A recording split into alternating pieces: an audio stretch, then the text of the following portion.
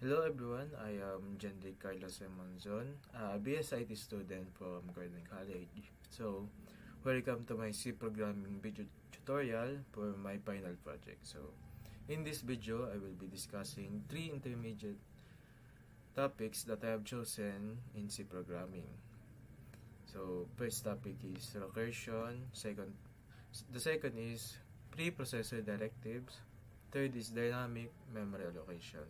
So these concepts are essential for efficient, flexible, and powerful C programs. So by the end of this video, you'll be able to understand how recursion works and how to apply it to problems like factorial.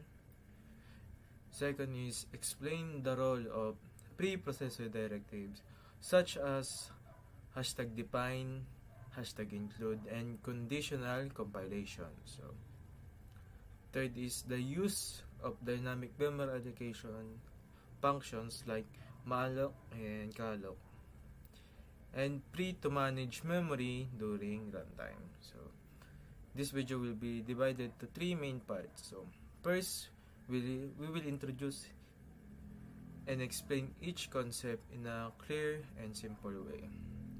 So next, I will demonstrate example programs for each topic. So, and lastly, we will discuss the common mistakes and how we can avoid them. So, let's begin. So, let's move on to the first topic. So, our first topic is about recursion. So, what is a recursion? So, recursion is a programming technique where a function calls itself to solve a problem.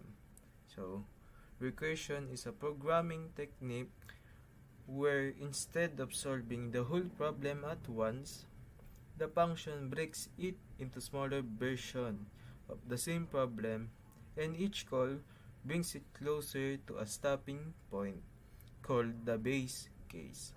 So,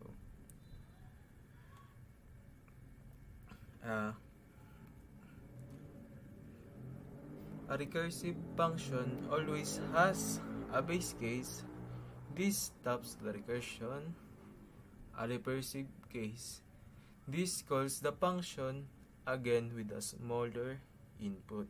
So, for example, finding a factorial number can be solved by repeating the same operation until the number becomes 1. So, recursion is useful when problem can naturally be divided into smaller steps. So if we enter the number 5, the process will look like this. So factorial of 5 will be 5 factorial n minus 1. So n will be number 5, so 5 minus 1 will be equals to 4. So it will continue on until it returns 1, which is the base case. So the code will look like this. So I will be running the code. Oh shit. So let's move on to the second topic, which is preprocessor directives. So preprocessor directives are instructions that are processed before the actual C program is compiled. So they begin with a hashtag symbol and help control how compiler handles your code. So some common preprocessors directives are #include, used to include header files such as standard input and output. So second is #define, used to create constants or simple macros. So third is #if or #endif, used for conditional compilation, meaning certain parts of the codes run only if the condition is true. So preprocessor directives make programs easier to maintain, organize, and modify handling tasks before the code is translated into machine instruction. So yeah. So moving on to the third topic. Our third topic is about dynamic memory allocation. So the header section, which is hashtag include standard input and output. So standard input and output is for input and output functions like printf and scanf. So hashtag include stdlib.h. So this is required for memory functions such as malloc and free. So while using variable declaration, so I initialize n I semicolon. So n will store how many elements the user wants, and I is a loop counter. So yeah. So array is a pointer that will point to the memory we allocate the runtime. So yan. So printf, enter the number of elements. So the program asks the user how many integers they want to store. So if the user enters 5, that means we need memory for 5 integers. So yan.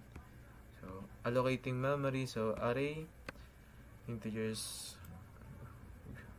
this will be our dynamic allocation. So this line is the heart of the program. So it means it allocate memory for n integer size of n integer. So that's how many bytes one integer needs, and size. This code will give the total of memory required. So while malloc returns the starting address of that memory block. So yan.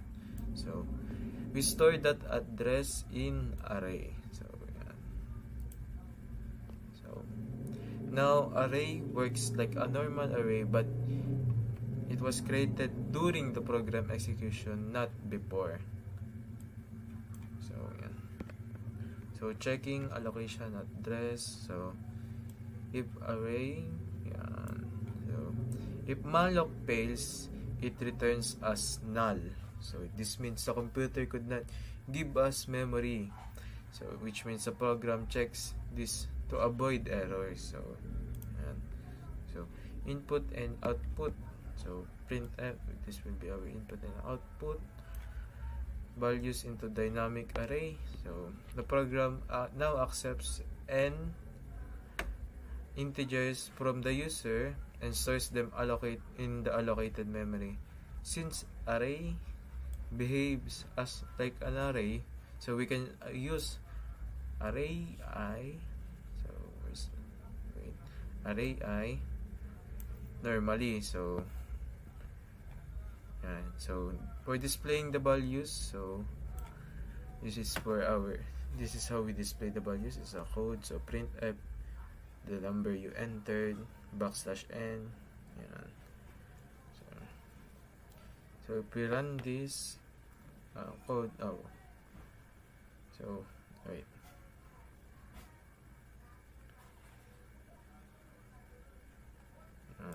So if we run this code and enter the number of elements, so the number of elements I want to enter is 5. So the number of enter 5 numbers. So 5 4 5 4 3 2 and 1. So you entered 5 4 3 2 and 1. So use memory allocation. This will be the main dynamic allocation of our memory. So this is the most important part. So yan.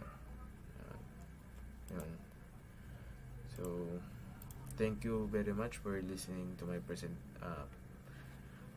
tutorial or presentation. So